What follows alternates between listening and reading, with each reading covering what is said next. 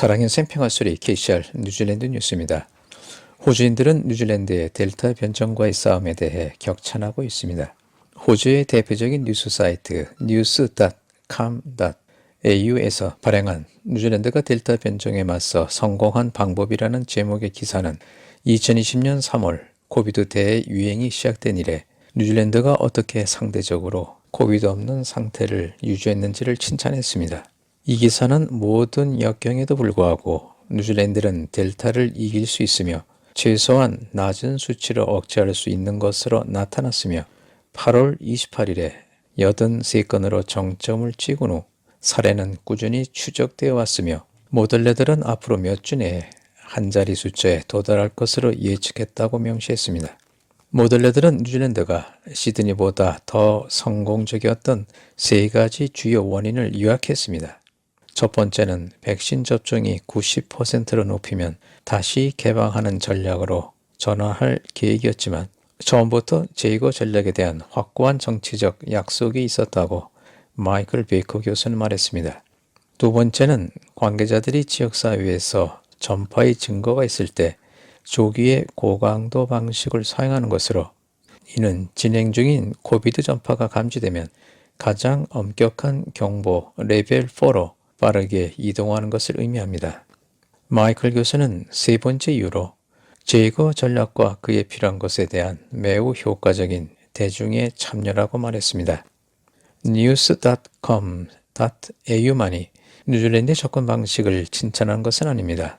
뉴욕타임스는 뉴질랜드를 코로나 바이러스와 싸우는 세계적으로 뛰어난 국가라고 기술했으며 타임은 아단의 팬데믹 대처에 대해 다투는 사람들이 거의 없을 것이라고 썼습니다. 워싱턴 포스트는 뉴질랜드의 록다운에서 재개하기까지의 성공 스토리에 대한 기사를 썼습니다. 오클랜드는 지난해 3월 뉴질랜드가 레벨 4로 진입한 이후 가장 긴 봉쇄 조치를 취하고 있습니다. 다음은 전세계 코비드-19 대유행에 대한 그리니치 표준시 9월 19일 오전 8시 기준 최신 정보입니다. 전 세계적으로 코로나 바이러스 감염자는 2억 2,897만 5,505명이며 사망자는 470만 565명입니다. 미국은 19일 신규 확진자가 6만 4,559명, 누계 4,286만 6,805명, 하루 사망자가 849명, 누계 69만 1,562명 사망했습니다. 영국은 하루 확진자 3만 144명, 누계는 총 740만 739명, 하루 사망자 164명, 누계 총 13만 5,147명이 숨졌습니다. 이스라엘의 하루 확진자는 6,358명, 총 누계 122만 397명, 하루 사망자가 17명, 총 누계는 7,511명입니다. 한국은 하루 확진자가 2,084명, 총 누계 28만 4,022명이며 하루 사망자가 5명이 발생하여 총 누계는 2,394명이 숨졌습니다. 호주는 하루 확진자가 1,856명, 총 누계 8만 4,056명이며 하루 사망자가 7명이 발생해 누계 총 1,148명이 숨졌습니다. 뉴질랜드는 하루 확진자가 24명, 총 누계 4,038명이며 하루 사망자는 없고 누계 총 27명이 사망했습니다.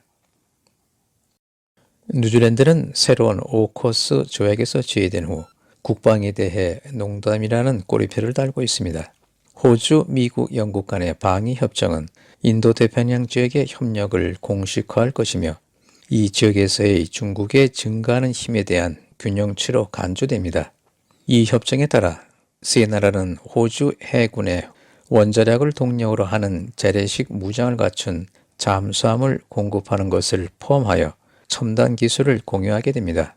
제신다 아던 총리는 뉴질랜드의 오랜 반핵 정책에 따라 호주 잠수함들이 뉴질랜드 영해에 진입할 수 없다고 말하며 반응을 보였습니다. 그러자 호주의 스카이 뉴스 진행자인 크리스 캐니는 방어와 보안과 관련해 뉴질랜드가 농담을 하고 있다고 말했습니다. 뉴질랜드는 숨어서 아무도 나타나지 않기를 바라지만 만약 중국이 나타나면 우리 선박들이 뉴질랜드 해역 진입이 금지될 것이기 때문에 호주와 미국이 도움을 줄 수 없다며 이것은 정말 어리석고 전략적인 게으름이며 동료를 속이는 일이라고 비난했습니다. 아더는 뉴질랜드가 오커스의 일부가 되기 위해 접근하지 않았지만 이 협정은 호주, 영국, 미국 세 나라와 뉴질랜드의 안보와 정보 관계를 결코 변경하지 않는다고 말했습니다. 더 오스트리안 신문은 국방부 고위 관리의 논평을 인용하며 이 협정을 뉴질랜드를 방치하는 조약이라고 설명했습니다. 그러나 빅토리아 대학의 국제 분석가인 제프리 밀러는 다른 파이브 아이즈 회원인 캐나다가 오커스의 일부였다면 뉴질랜드가 제외됐다는 것을 시사했을 수 있으나 그렇지 않다고 언급하면서 캐나다와 뉴질랜드는 중국과 관련해 유사한 점을 공유하고 있고 이는 다른 3개국보다 균형이 잘 잡혀 있는 것이고 놀라운 일은 아니며 실상은 캐나다와 뉴질랜드가 모두 포함되지 않았다는 것이라고 말했습니다. 밀러는 오커스가 동맹을 공식화하는 이 세 국가는 가까운 동맹국들로 보인다고 말했습니다. 오늘의 환율 정보입니다. 뉴질랜드 달러화 대비 원화의 기준 환율은 834원 73전, 한국에서 보낼 때 843원 07전, 한국에서 받을 때 826원 39전입니다.